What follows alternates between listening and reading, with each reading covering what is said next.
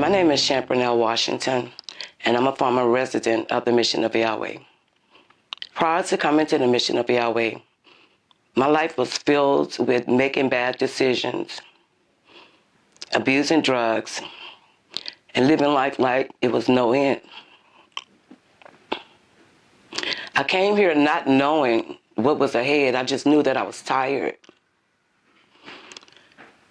But after coming here, I was able to take a break from some of the things that was weighing me down, like paying bills and being stressed out about this or that. Without the mission at that time, I'm going to be honest with you, I don't know where I was going to go with my children. Coming here was the last thing that I wanted to do. But once I got here, I met Barbara. And Barbara had this strong way of doing things, but she connected with me and allowed and helped me transition. So I began to work, started making 1 and 2 steps, and before you know it, God did the rest. Mother Gay, she welcomed everybody.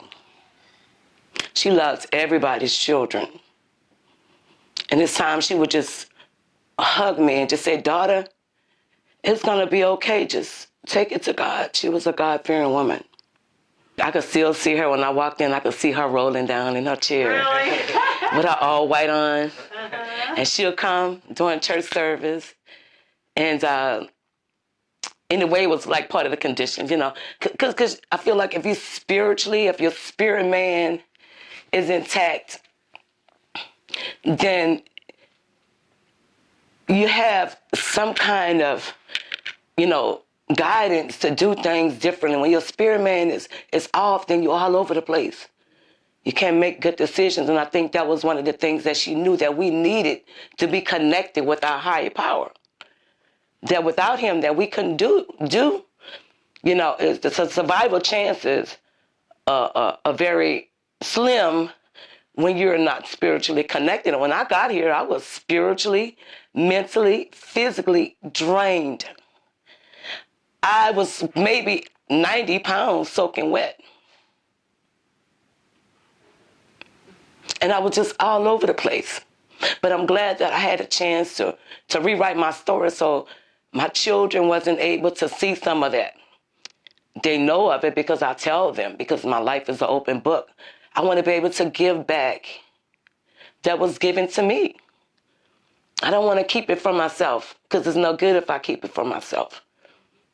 And I'll tell you, God has been blessing me ever since. Not saying things don't get hard, but I just choose to deal with them differently. There are always going to be struggles in this lifetime. And there's always going to be times when you don't know what to do. And sometimes it's best just not to do anything. Sometimes it's just best just to be still and let God guide you. Life is always going to have ups and downs, but it's how you choose to deal with them is what counts. You can always rewrite your book. My kids was my strength, but then I know that I wanted more too. But being at the mission allows me to regroup and to get my life in order.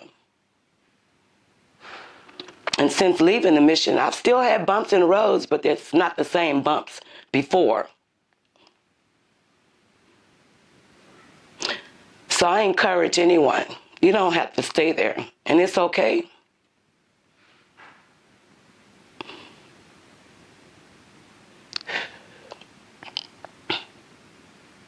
I always question myself to God, why I have to raise these children by myself, why I had to toil like I did with my children. I didn't understand it.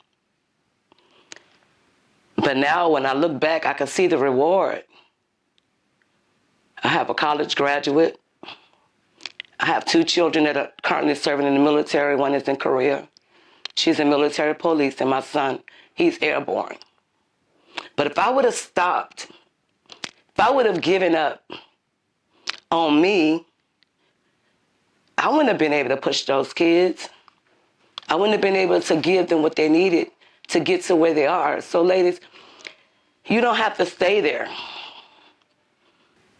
You just got to keep pushing. And so still today, I feed the homeless. I see some of the ladies that I used to do drugs with, and I would give them clothes.